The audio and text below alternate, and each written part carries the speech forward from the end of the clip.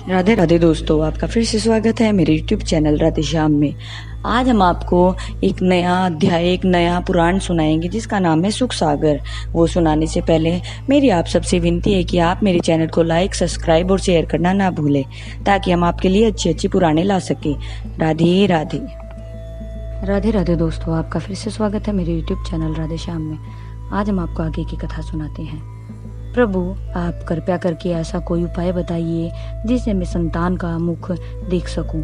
राजा चित्रकेतु की बात सुनकर अंगीरा ऋषिवर ने उनकी भाग्य रेखा देखी और फिर बोले, हे राजा चित्रकेतु, आपके भाग्य में संतान सुख नहीं है, लेकिन आप चिंता न करें, मैं आपको एक ऐसा उपाय बताता हूँ जिससे आप अवश्य ही भवसागर से पार उतर जाएंगे। अंगीरा ऋषिवर की बात सुनकर चित्रकेतु बोले, हे मुनिनाथ, मैं आपसे विनती करता हूँ कि आप ऐसा कोई यत्न कीजिए जिससे मैं पुत्र सुख प्राप्त कर सकूं। राजा चित्रकेतु की बात सुनकर अंगीरा ऋषिवर बोले, हे राजन, मैं अपने तप बल से तुम्हें एक पुत्र का मुख तो अवश्य दिखा सकता हूँ, लेकिन उसका सुख तुमको नहीं मिलेगा। अंगीरा ऋषिवर के मुख से ये वचन सुनकर राजा चित्रकेतु बोला, हे मुनिनाथ, आप मुझे कैसे भी बस एक पुत्र प्राप्त करवा दीजिए। राजा चित्रकेतु को पुत्र पाने को उतावला देख मुनि अंगीरा ने तुरंत ही यज्ञ आरंभ किया और फिर अवशेष साकल्प को लेकर राजा चित्रकेतु से कहा, हे राजन, यह प्रसाद ले जाकर अपनी किसी भी रानी को खिला दो। प्रभु कृपा से आपके अवश्य ही पुत्र रत्न होगा। तत्पश्चात राजा चित्रकेतु ने मुनि अंगीरा से साकल्प लेकर अपनी सबसे प्रिय कृतधुति नामक रानी को खिला दिया और उसके प्रताप से रानी कृतधुति गर्भवती हो गई और 10वें महीने उन्हें एक पुत्र रत्न उत्पन्न हो गया। श्री सुखदेव जी बोले, हे राजा परीक्षित, राजा चित्रकेतु को जैसे ही पुत्र रत्न की प्राप्ति का हर्षदायक समाचार मिला, वह खुशी से झूम उठे। राजा चित्रकेतु ने उसी क्षण ही 6 अश्व, गो, गाय और अनंत द्रव्य ब्राह्मण, दीन और अनाथों को पुण्य कर दिया।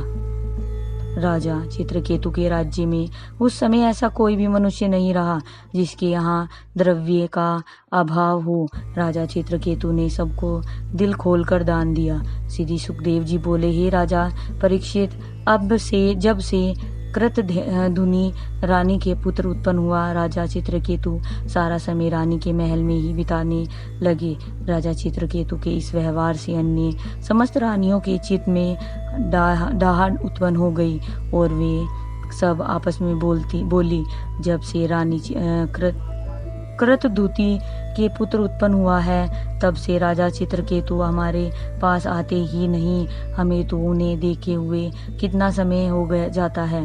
अब हमें इस झगड़े की जड़ का कोई उपाय करना चाहिए। श्री सुखदेव जी बोले, हे राजा परीक्षित, राजा चित्रकेतु की उन पत्नियों ने एक दिन अवसर मिलते ही चुपचाप उस लड़के को विष दे दिया, जिसके प्रभाव से उनकी मृत्यु हो गई।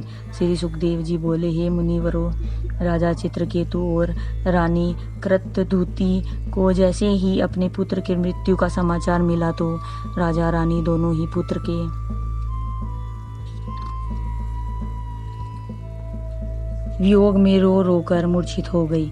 जैसे ही राजा के पुत्र के मृत्यु का नगरवासियों को पता चला, तो समस्त नगरवासी दुखी हो गए, किंतु राजा की वे दुष्ट पत्नियां जो राजा की रानी कहलाती थी, वे सब खुशी से झूम उठी।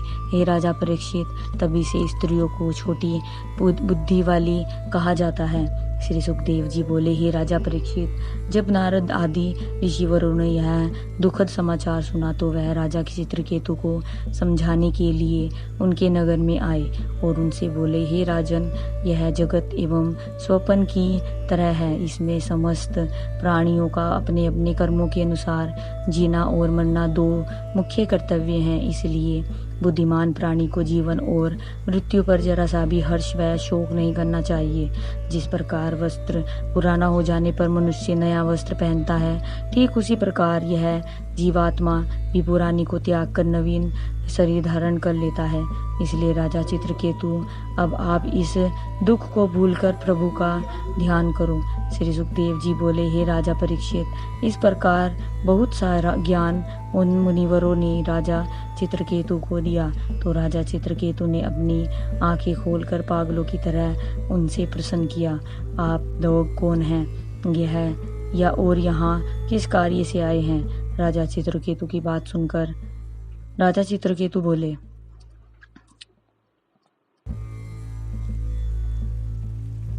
राजा चित्रकेतु की बात सुनकर अंगिरा मुनि व नारद जी उन्हें समझाते हुए बोले, हे राजा चित्रकेतु, हम नारद और अंगिरा आदि ऋषि हैं। हमने आपको यह पहले ही बता दिया था कि आपको पुत्र तो अवश्य मिलेगा, लेकिन आपको उसका सुख नहीं मिलेगा।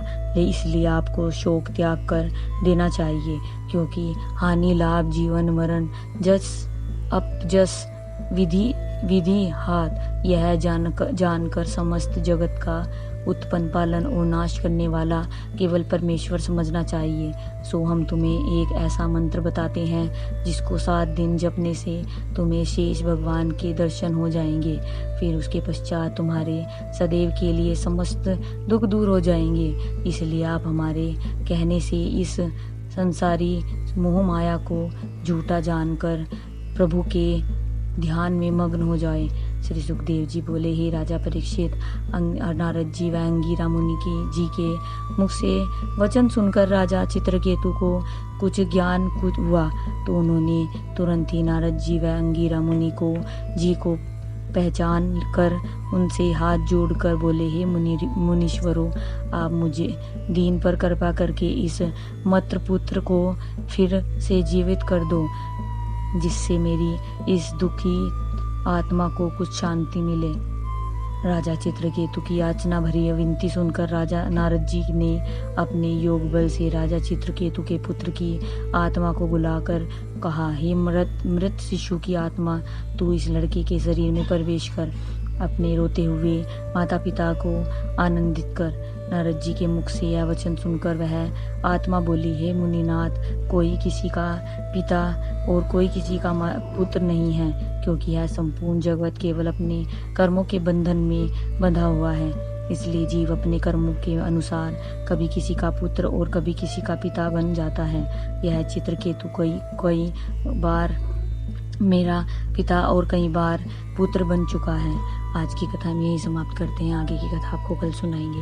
राधे राधे राधे राधे राधे राधे। जय श्री कृष्ण। अगर आपको मेरी वीडियो अच्छी लगी तो बेल आइकन दबाना ना भूलें, ताकि आपको मेरे आने वाली वीडियोस का नोटिफिकेशन मिलता रहे। धन्यवाद। ओम नमः शिवाय।